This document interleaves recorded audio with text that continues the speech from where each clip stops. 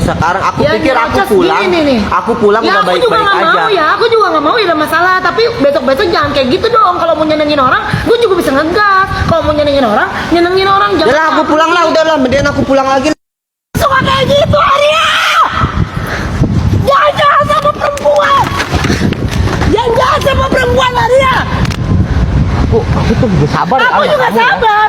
Aku juga sabar, jangan jahat sama perempuan. Aku udah sabar kan. Ya aku juga sabar. Kamu ngancam cerai terus. Siapa yang bagus. cerai? Ya kamu kan lari-larian. Aku harus lari-larian ke kamu. Ya tuh percuma, aku duduk juga nggak bakal kelar urusan sama kamu ngobrol. Makanya nggak usah janjiin orang kalau nggak bisa janjiin. Kamu nggak pernah mau ngalah, kamu tuh salah. Ini masalah sepele ya. Kamu perpanjang. Tapi kamu terus-terusan ngancam aku. Kemarin kamu ngeprank cerai. Ayo, Kamu maunya apa sih? aku maunya kamu jangan nyakitin aku. Siapa nyakitin kamu? Kamu ngeprank aku cerai. Jahat kamu. Terus sekarang kamu tinggalin aku, jahat kamu. Udah. Sakit tangan aku. Oh sudah, aku mau pulang. Udah sekarang aku udah nggak ini lagi lah. Aku udah kecewa udah berapa kali. Aku nggak suka, Aryo. Aku nggak suka kayak gitu.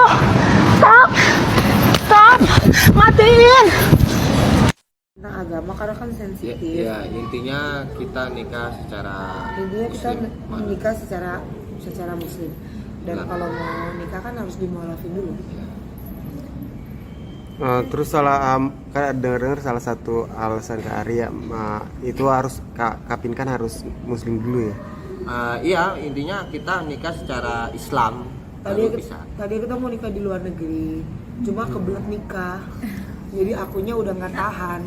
Nggak bisa lah kalau nggak nikah, kita nggak bisa dong pegangan tangan tiap hari. Nanti ada setan lewat, hamil duluan. Ya kan aku Oh, bilang 3 bulan. ya, daripada ini Daripada mendingan melendung.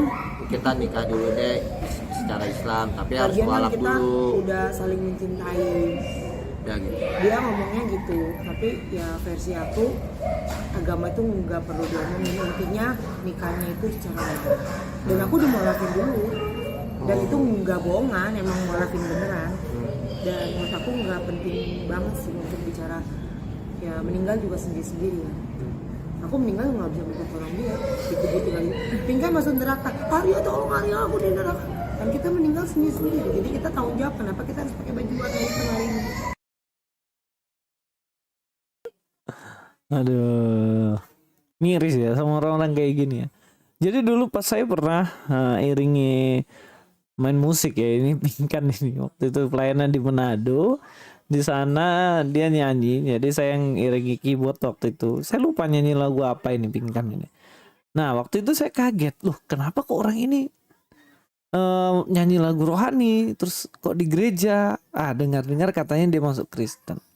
Cuman dari beberapa penyampaian dan kesaksiannya saya mulai curiga kan. Masa segampang itu, sereceh itu gitu loh.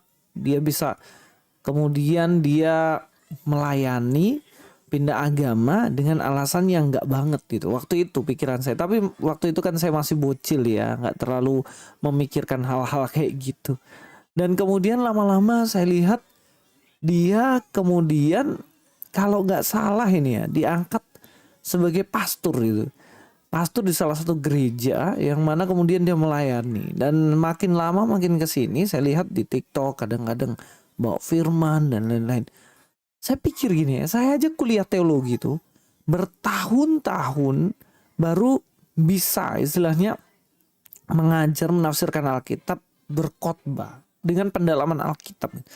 Ini orang yang baru tahu, kemudian sudah diangkat pastor, kemudian bahasa Alkitab tiap hari. Dan kalau nggak salah waktu itu muncul di salah satu TV dengan dandanan dan lain-lain selayaknya artis lah ya. Selayaknya artis ya wajar. Bagi seorang artis itu wajar menurut saya. Tapi bagi seorang pastor gitu nggak cocok. Dan ada beberapa statement cetukan dan lain-lain yang aneh gitu. Dan waktu itu benar-benar mengganggu saya. Kok bisa orang yang seperti ini kemudian diangkat untuk menjadi seorang pastor, gembala? Kan ya agak aneh gitu yang ngangkat ini. Dan sebenarnya ini harus menjadi koreksian bagi gereja-gereja juga. Saya nggak pernah setuju dengan gereja-gereja yang mana orang yang baru pindah agama dan kemudian sudah dikasih kepercayaan untuk menjadi seorang pemimpin leader dalam gereja. Nggak bisa, dia harus belajar dulu baik-baik. Dan kemudian kalau kita lihat ya, bahkan dalam Alkitab kan dikatakan untuk menjadi seorang pemimpin rohani, janganlah orang yang baru percaya. Justru itu akan menjadi batu sandungan. Ini bagus menjadi koreksian bagi gereja-gereja, supaya orang model begini yang mempermainkan imannya hanya untuk sesuatu yang receh, itu nggak dikasih kesempatan. Mereka yang bertahun-tahun belajar Alkitab, justru mereka lah yang sebenarnya bagus untuk jadi leader. Bukan mereka yang ujuk-ujuk gitu loh. Itu jelas nggak bagus. Terutama untuk alasan-alasan yang receh. Ini pun dia berpindah dari agama sebelumnya masuk ke Kristen, kemudian balik lagi ke agamanya dengan alasan-alasan yang nggak penting menurut saya. Kenapa saya katakan nggak penting? Sekarang aja ya, kalau kita lihat dari videonya, di mana dia mengatakan saya pindah agama karena saya sudah kebelet menikah. Kan nggak lucu kalau belendung duluan, hamil duluan kan, hamil duluan, telah 3 bulan katanya dia nyanyi begitu. Jadi hanya sebatas itu dalam pernikahan konsepnya supaya tidak hamil duluan di luar pernikahan. Loh, ini konsep pernikahan yang di dalam iman Kristen jelas ini sudah sesuatu kekeliruan, sesuatu kesalahan. Dalam pernikahan, menikah itu bukan hanya sekedar karena kita ingin melakukan hubungan, bukan sekedar karena takut nanti hamil duluan. Loh, tidak seperti itu. Pernikahan itu adalah instansi, institusi, dia adalah sebuah lembaga yang mana tertua yang langsung didirikan oleh Allah. Tertua. Sebelum ada yang lain-lain, sudah ada pernikahan ini. Buktinya di Taman Eden, Tuhan sudah langsung menikahkan Adam dan Hawa. Jadi kalau kita lihat tertua begitu loh. Kenapa? Karena Tuhan memiliki tujuan yang mulia di balik pernikahan yang ada. Pernikahan itu kan seseorang yang berbeda jenis, mereka memiliki kasih cinta satu dengan yang lainnya. Dan bahkan pernikahan digambarkan sebagai hubungan antara Yesus Kristus dengan umatnya.